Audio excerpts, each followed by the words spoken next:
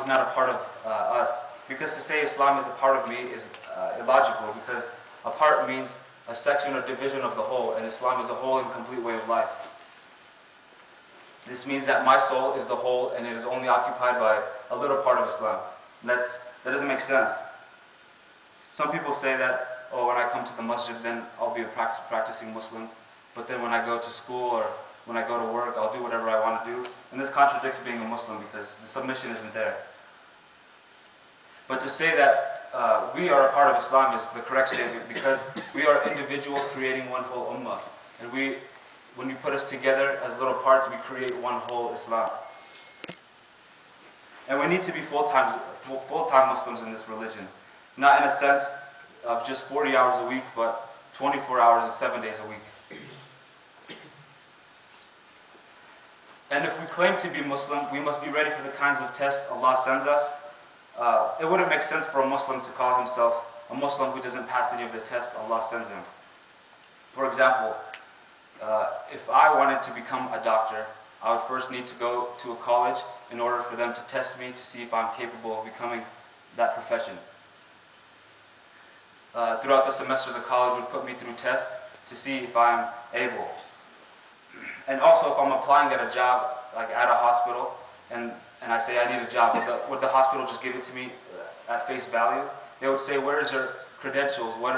How are you qualified for this position? If I say, don't worry, it's in the heart, I'm a doctor by heart, they wouldn't believe me.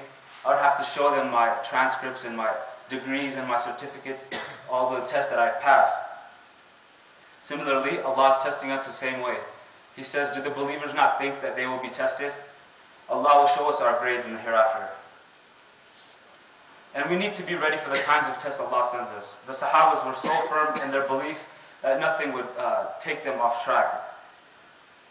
One example is Abdullah ibn Hudayfa. And Abdullah ibn Hudayfa was taken as a prisoner of war by the Romans. And so the Roman king asked his army, are there any Sahabas among the prisoners? And they looked around, they found they were all mostly Tabi'een except one Sahaba, Abdullah. So then the king told the army to bring out the Sahaba, because he knew that the Sahabas had the special quality that he hasn't seen among anyone else, that they would fight for their belief and die for their religion. So when they brought out Abdullah, the king said, I have an offer for you. He said, I will give you my daughter and half of my kingdom if you give up Islam. Abdullah looked back at him and said, I don't want your kingdom and I don't need your daughter. So the king became mad because he refused his offer. So he told the army to bring out another prisoner. So they brought out another Muslim prisoner, and he said to throw him in boiling oil. So they brought a big pot of oil and they threw him in, and Abdullah said, the oil was so hot that when he threw the Muslim in, his flesh began to shrink and his bones began to pop out. This is how hot the oil was.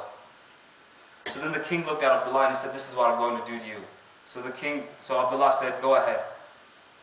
So when the guards came up and picked Abdullah above the oil, Abdullah started to cry. He began to shed tears. So the king became happy because he thought he broke Abdullah's spirit and he pressured him into giving up his Islam.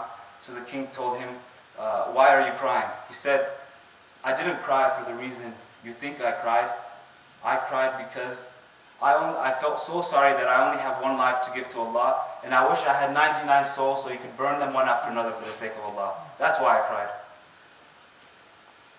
So the king said, there's nothing I could do with this man.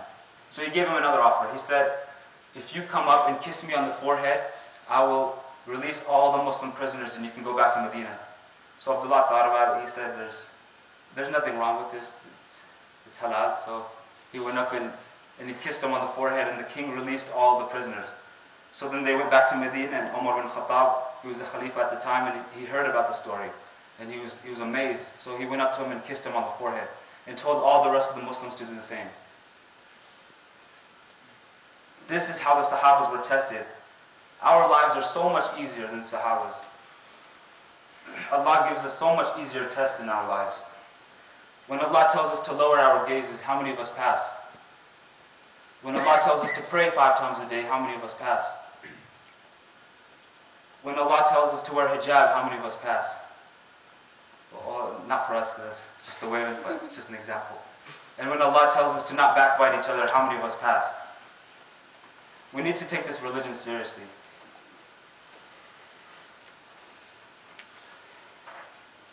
Okay, going back to my topic, the topic for today is Surah Al-Fatiha.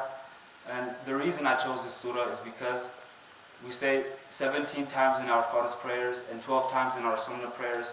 And I thought to myself, since I'm always saying these same repeated verses over and over again, what exactly do they mean? Then I found out it's al-Kitab, the mother of the book. The whole Quran is summarized by these 7 verses. There's a hadith in At-Tirmidhi which says, Alhamdulillah is the mother of the book, the mother of the Quran, and the 7 repeated ayat of the glorious Quran. Al-Fatiha is also called Al-Shifa, the cure, or Al-Ruqya, the remedy. Because there was a Sahaba who went to this village and he found out the tribal chief was sick, so he recited Al-Fatiha on him and he was cured. So the chief gave him 30 sheep and some milk for his reward. And all of Islam is structured upon these 7 verses. Allah mentions how to praise Allah, His most beautiful names, the Day of Judgment, Tawheed, oneness of Allah, guidance, those who have angered Him, those who are lost. I know I won't be able to cover every single detail, but inshallah I'll try my best. Bismillah ar-Rahman ar-Rahim, in the name of Allah, the most gracious, the most merciful. Bismillah is recommended before any action. Everything we do should be done for the sake of Allah. Our studies, making money, giving a lecture, saying Bismillah is a great starting point before any deed. Because if the means has a great starting point, which is saying Bismillah, then the action of accomplishing that means is also will be good. And this will prevent shaitan from interfering with your intentions. Because Muhammad ﷺ said, to say Bismillah and shaitan will become small as a fly. And this is in Ahmad. These words are the greatest weapon against shaitan. And everything we should do should be done with the intention of pleasing Allah. Even when you're eating.